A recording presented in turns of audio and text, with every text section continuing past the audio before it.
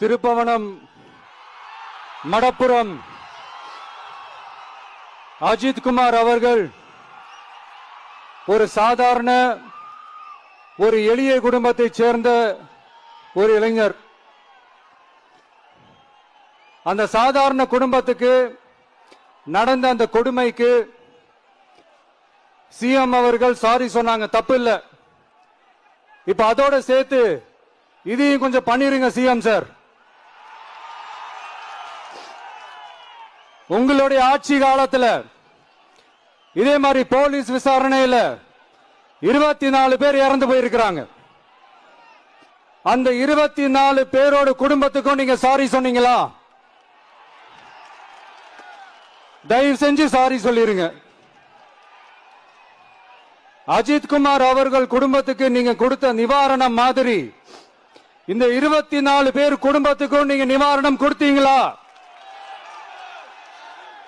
தயவு செஞ்சு நிவாரணம், அந்த நிவாரணத்தையும் கொடுத்துருங்க. சாத்தான்குளம் ஜபராஜ் பெனிக்ஸ் அந்த கேஸ் வந்து சிபிஐக்கு மாத்தினப்போ இது தமிழ்நாட்டோட காவல்துறைக்கு அவமானம்னு சொன்னீங்க. இன்னைக்கு நீங்க உத்தரவிட்டதுக்கு பேர் என்னங்க சார்?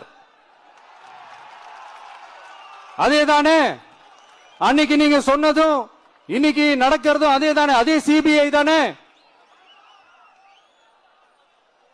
அதே சிபிஐ ஆர்எஸ்எஸ் பிஜேபியோட கைப்பாவையாத்தான் இருக்கு.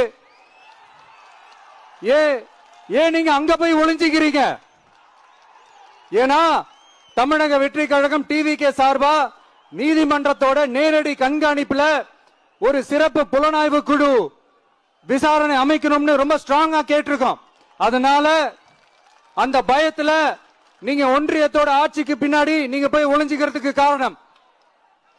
இன்னும் உங்களோட ஆட்சியில் இன்னும் எத்தனை அட்ராசிட்டிஸ், அண்ணா யூனிவர்சிட்டி கேஸ்ல இருந்து இன்னைக்கு அஜித் குமார் அவர்கள் கேஸ் வரைக்கும் எல்லாத்துக்கும் நீதிமன்றம் தலையிட்டு உங்க கவர்மெண்ட் கேள்வி கேட்டுக்கிட்டு இருக்கு. எல்லாத்துக்கும் நீதிமன்றம் தலையிட்டு கேள்வி கேட்கணும்னா அப்புறம் நீங்க எதுக்குங்க சார்? உங்க ஆட்சி எதுக்குங்க சார்? நீங்க உட்கார்ந்து இருக்கிற அந்த சிஎம் பதவி எதுக்குங்க சார்? எப்படி கேள்வி கேட்டாலும் உங்ககிட்ட இருந்து எந்த பதிலும் வர போறல. ஏன்னா இருந்தா தானே வரும். மேக்சிமம் உங்ககிட்ட இருந்து வர பதில் சாரிமா, தெரியாம நடந்துருச்சுமா, இல்லனா